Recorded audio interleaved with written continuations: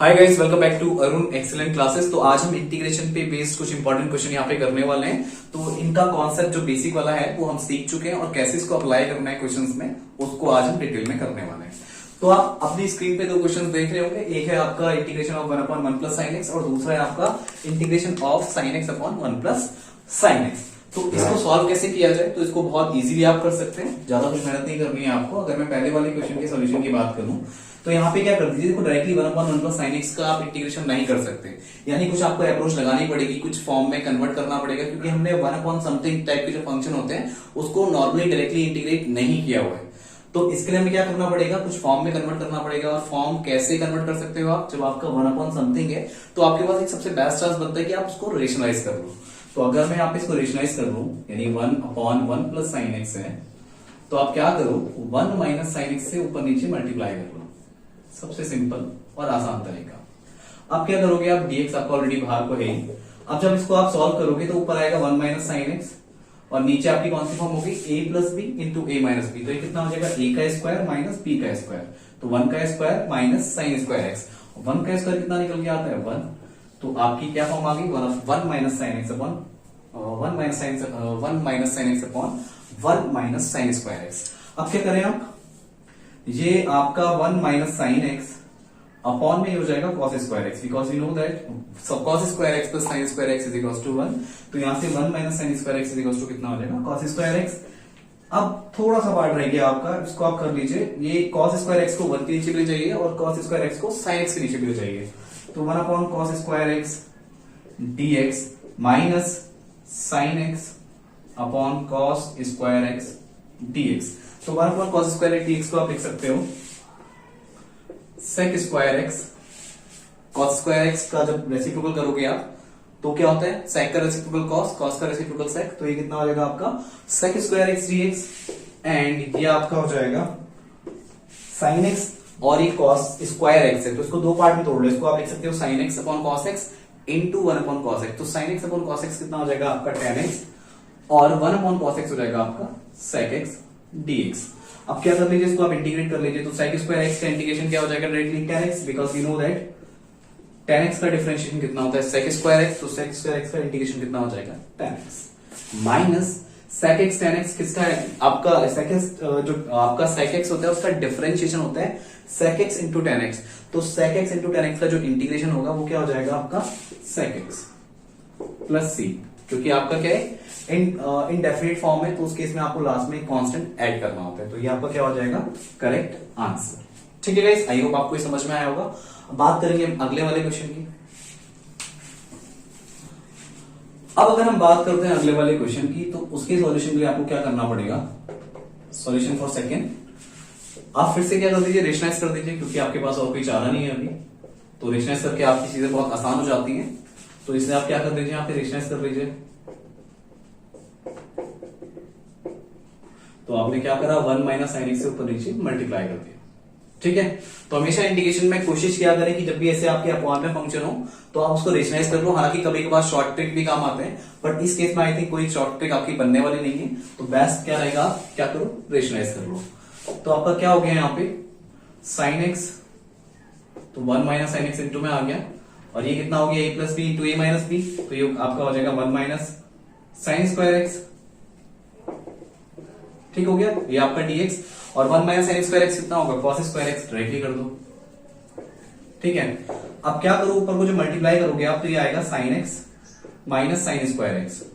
ठीक है, फिर cos स्क्वायर एक्स को दोनों के नीचे ले जाओ। तो ये cos स्क्वायर एक्स और यहाँ पे cos स्क्वायर एक्स, बाहर dx आ गया। अब इसको आप लिख सकते हो sin x upon cos x into 1 upon cos x। तो ये आपका हो जाएगा tan x sec x और dx को अंदर ले जाइए। फिर minus sine square x upon cos square x, आपका हो जाएगा tan स्क्वायर एक्स dx। अब हमें पता है sec स्क्वायर एक्स का इंटीग्रेशन tan x होता है, बट tan स्क्वायर एक्स का हमको इंटीग्रेशन नहीं पता है। बट कोई बात नहीं, हम इस tan स्क्वायर एक्स को लिख सकते हैं sec स्क्वायर एक्स माइनस 1, क्योंकि we know that 1 plus tan square theta is equals to sec square theta. अब इसको सॉल्व करेंगे तो ये कितना आएगा आपका sec x। ठीक, इसको सॉल्व करेंगे तो ये आपका कितना आ जाएगा, ब्रैकेट लगा लो क्योंकि बाहर अभी नेगेटिव साइन है। तो sec स्क्वायर एक्स का इंटीग्रेशन dx को अंदर ले जाएंगे, ऑपरेट करेंगे तो क्या हो जाएगा, sec स्क्वायर एक्स का इंटीग्रेशन हो जाएगा tan x, एंड यहाँ पे जो इंटीग्रेशन हो जाएगा 1 का, जब आपका नॉर्मली dx होता है 1 इंटू dx या नॉर्मली dx को बात एक ही है, तो इसे सॉल्व करके आपका x आता है, तो ये आपका आ जाएगा x और लास्ट में c। ठीक है, अब माइनस साइन से आप अंदर मल्टीप्लाई करेंगे तो ये नेगेटिव का tan x हो जाएगा, और ये नेगेटिव अंदर मल्टीप्लाई होगा तो ये प्लस का x हो जाएगा, और यहां से ब्रैकेट हटा दीजिए और ये आपका क्या हो जाएगा, करेक्ट आंसर हो जाएगा। आई होप आपको ये क्वेश्चन समझ में आया होगा। बात करेंगे हम अगले क्वेश्चन की। नेक्स्ट क्वेश्चन में हम बात करते हैं कि आपको गिवन है इफ f टेस्ट x, इस f टेस्ट x का मतलब ये हो गया कि आपके पास फंक्शन fx था, आपने जब इसको डिफरेंशिएट किया तो आपका क्या हो जाएगा, f टेस्ट x, यानी इसको हम बोल सकते हैं dy ओवर dx। तो जब इसको आप इंटीग्रेट कर दोगे विद रिस्पेक्ट टू x, तो ये कितना आ जाएगा सॉल्व करके y, या फिर y नॉर्मली मैं यहाँ पे इसको y फंक्शन को बोल सकता हूं fx, तो y इज इक्वल टू आपका fx है, तो यानी इसको आप वापस से क्या लिख सकते हो, fx लिख सकते हो। तो इसका मतलब ये हो गया जब आप f टेस्ट x को, मैं पूरा भी क्वेश्चन आपको नहीं बताया अभी, वेट कीजिए, तो जब आप इसको इंटीग्रेट करोगे x के रिस्पेक्ट में तो कितना आ जाएगा आपका fx आ जाएगा, और वही आपसे पूछा कि आपको fx बताना है, और साथ में उसने एक आपको वैल्यू दे रखी है, बाउंड्री कंडीशन दे रखी है कि f1 पे f मतलब x का 1 रखने पर जो आपका फंक्शन की वैल्यू आ रही है वो 0 आ रही है। तो इसका हम यूज करेंगे, और कैसे यूज करेंगे ये आपको भी समझ में आने वाला है। ठीक है, तो आई होप आपको ये चीज समझ में आई होगी, बहुत छोटी चीज थी, बट अब इसको अप्लाई कैसे करना है इसकी हम बात करते हैं। तो आपके पास जो आपको f(x) दे रखा है वो कितना दे रखा है, 3x square minus 2x cube. तो आप इसको इंटीग्रेट कर दीजिए, 3x square minus 2x cube, इसको आप इंटीग्रेट करेंगे, किसको इंटीग्रेट करना है आपको, f टेस्ट x को। ठीक है, अब क्या करेंगे, यहां पर आ जाएगा आपका fx, और यहां कितना आ जाएगा आपका 3 एज इट इज रहेगा, x3/3, x3/3, हम सिंपल सा ये फॉर्मूला यूज करेंगे यहाँ पे, फिर माइनस ये आपका कितना हो जाएगा, इसको आप लिख सकते हो कितना, 2 तो आपका एज इट इज रहेगा, और ये हो जाएगा x3, तो 2 तो एज इट इज रहेगा, और ये हो जाएगा x3/3+1/(-3+1)। ठीक है, और यहाँ पे आपका इंटीग्रेट हो जाएगा, और इसको लिख दो लास्ट में आप c, क्योंकि इंडेटरमिनेट फॉर्म है, इनडेफिनेट फॉर्म है, इंडेफिनेट फॉर्म है, तो लास्ट में आपको क्या करना पड़ेगा, एक कांस्टेंट ऐड करना पड़ेगा। तो fx कितना आ जाएगा आपका, 3 से 3 कैंसिल हो गया, x3। हालांकि कुछ लोग सोच रहे होंगे कि सर यहाँ पे आपने कांस्टेंट क्यों नहीं ऐड किया। देखो यहाँ पे एक कांस्टेंट आएगा, इसके इधर भी एक कांस्टेंट आएगा, फिर मैं इस कांस्टेंट को इधर डालूंगा, तो यहाँ पे मान लो कांस्टेंट c1 आता है और यहाँ पे मान लो c2 आता है, तो c1 माइनस c2 आप करोगे, या c2 माइनस c1 जब आप करोगे तो ये भी क्या आएगा, कांस्टेंट आएगा। ठीक है, तो हम कांस्टेंट को हमने एक ही जगह यहाँ पे ऐड कर दिया, तो वो कांस्टेंट आपका कितना हो गया c, और यहाँ पे हमने कांस्टेंट ऐड नहीं किया, तो इससे कंफ्यूज नहीं होना है। तो ये आपका x3, ये आपका हो जाएगा x3 माइनस ये 2, और ये x3/-2 आएगा, तो माइनस माइनस आपका कट जाएगा, मतलब माइनस यहाँ भी माइनस और नीचे माइनस, तो इंटू हो जाएंगे, तो क्या हो जाएगा यहाँ पे प्लस, और 2 से 2 आपका कट जाएगा, तो ये कितना बचेगा आपका x3/-2, और इसको भी आप लिख सकते हो 1/x², और प्लस ये आपका रहेगा। ठीक है, 2-3 चीजें एक साथ कर दी, लेकिन बहुत सिंपल है, जब आप इसको पॉज करके देखोगे आपको बहुत आसानी से समझ में आ जाएगा। अब बात करते हैं हम कि हमें fx निकालना था, हालांकि हम fx निकाल चुके हैं, बट बात ये हो रही है कि आपको कुछ गिवन है, आपको बोला है f1 की वैल्यू 0 है, तो f1 की वैल्यू 0 है, इसका मतलब है क्या, अगर आप x की जगह 1 पुट कर दो तो यहाँ पे कितना आ जाएगा, 1 का क्यूब प्लस 1/1 का स्क्वायर प्लस c। तो f जब आप x की जगह 1 रख रहे हो तो फंक्शन की वैल्यू कितनी हो जा रही है, 0, तो आप f1 की जगह कितना रख दो, 0। चलो यहाँ पे एक स्टेप और बढ़ा देते हैं, तो ये 0 आ गया, तो 1 का क्यूब 1 और 1/1 स्क्वायर यानी कि 1, फिर प्लस c, तो यहां से c जब कैलकुलेट करेंगे तो ये वैल्यू -2 आ जाएगी। ठीक, तो c की वैल्यू -2 आ गई, तो अब क्या कीजिए, आप ये c की वैल्यू -2 आप इस फंक्शन में डाल दीजिए, c की वैल्यू -2 इस फंक्शन में डाल दीजिए, तो आपका आंसर आ जाएगा। ठीक है, तो आपकी वैल्यू क्या हो जाएगी, f(x) is equal to x cube will remain same and 1/x² plus के साथ, फिर प्लस का आपका कितना आ जाएगा, यहाँ पे प्लस साइन है बट c की वैल्यू है -2, तो यहाँ पे क्या आ जाएगा -2, प्लस इंटू माइनस करेंगे आप तो क्या आएगा माइनस, तो इसका क्या आ जाएगा answer, fx is equal to x cube plus 1/x² minus का 2। चलिए बात करते हैं अगले क्वेश्चन की। ओके गाइस, तो अब बात करते हैं अगले वाले क्वेश्चन की, जहां पे आपको इंटीग्रेट करना है e⁻²x-3 को। तो हमें सिंपल सी चीज ये पता है, जब हम e⁻x को इंटीग्रेट करते हैं तो आपका e⁻x ही आता है। ठीक है, तो यहाँ पे कुछ ऐसे ही होने वाला है, अगर मैं इस क्वेश्चन की यहाँ पे बात करूं तो e⁻²x-3 को जब आप इंटीग्रेट करोगे तो ये कितना आएगा, e⁻²x-3।